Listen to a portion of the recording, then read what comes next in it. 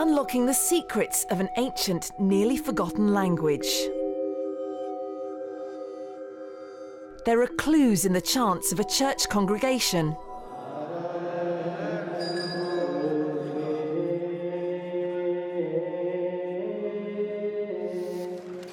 And in the chugging sounds of this outdated machine, seeming to gasp for air as it works overtime to preserve not just a language, but a country's link to its distant past.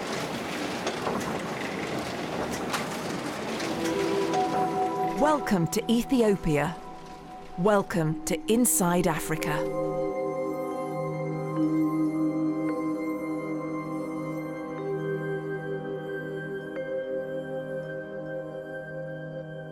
He sits in relative darkness and complete silence.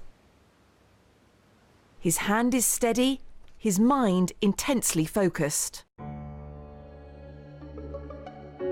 There's an artistry to this man's work, but also a technical side, an attention to detail that is essential. He's a Merigeta, which is similar to a monk in the Ethiopian Orthodox Church. His job is to preserve ancient manuscripts by meticulously rewriting them as they originally appeared, in the all but forgotten language of Ge'ez. Ge'ez means free. It's a language of the free people. Dr. Ayel Bakeri is an author and historian. He says part of the significance of Ge'ez is that it's an ancient language, native to Ethiopia, that's still used in script today.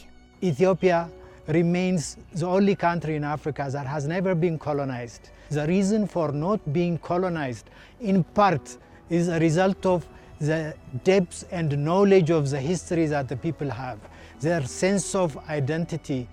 But for all his years on research on Ge'ez, Bakeri has never had a hands-on experience like this one, at the Patriarchate Museum in Addis Ababa. So we have a traditional scribe here.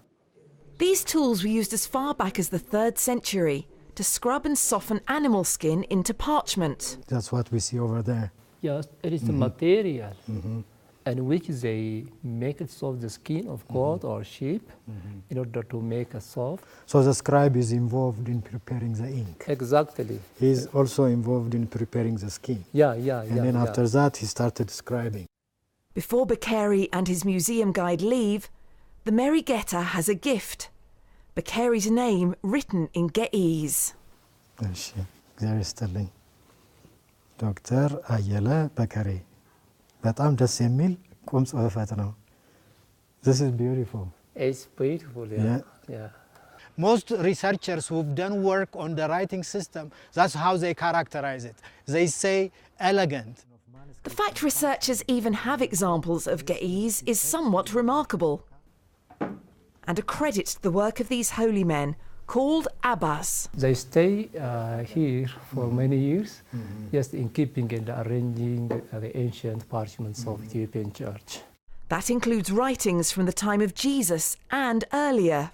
The script, we can definitely say, we can trace it back to what we call pre-Aksumite period. So when we talk about pre-Aksumite period, we're talking about at least 1500 to 1000 BC, during that time period. Beautiful pictures, paintings. Researchers believe most Ethiopians spoke Ge'ez until somewhere between the 10th and 12th centuries AD. Since then, the Ethiopian Orthodox Church has been a guardian of the language. Great collection of manuscripts here, right? Could you please tell me what these manuscripts are? Manuscripts are prepared from skin of goat and sheep. For example, here we have an ancient parchment, which is written by ancient fathers of the Ethiopian Church. Few people, even experts like Bakeri, ever get this close to such history. Would you mind if I can hold it? I will be very careful.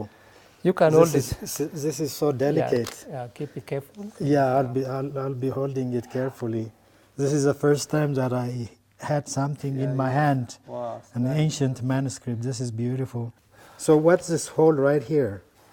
Just when they slaughter the sheep or goat, maybe the knife, maybe the knife. The knife mistakenly yeah, cuts the skin, the right? skin. That's the reason. But still, they managed to use it, right? Yeah, they managed to use it. They managed to make a folio out of it, right? Yeah. And the parchment is held up incredibly well.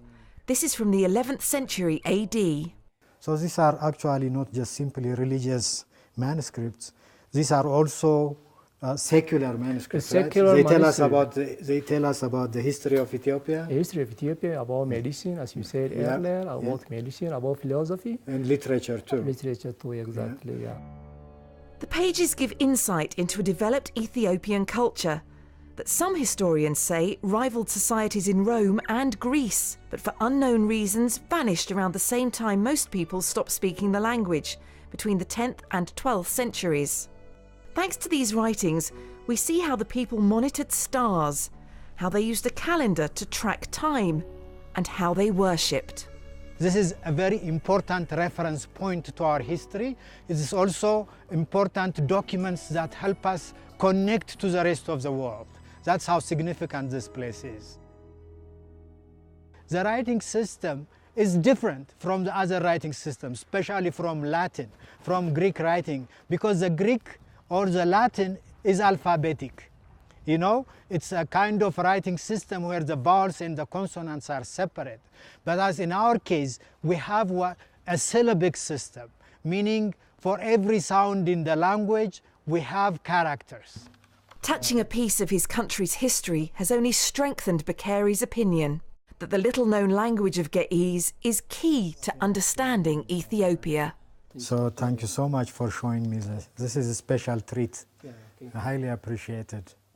It's not only one of the foundations of our nation, but that ancient tradition is continuous. It has been kept from generation to generations until the present time.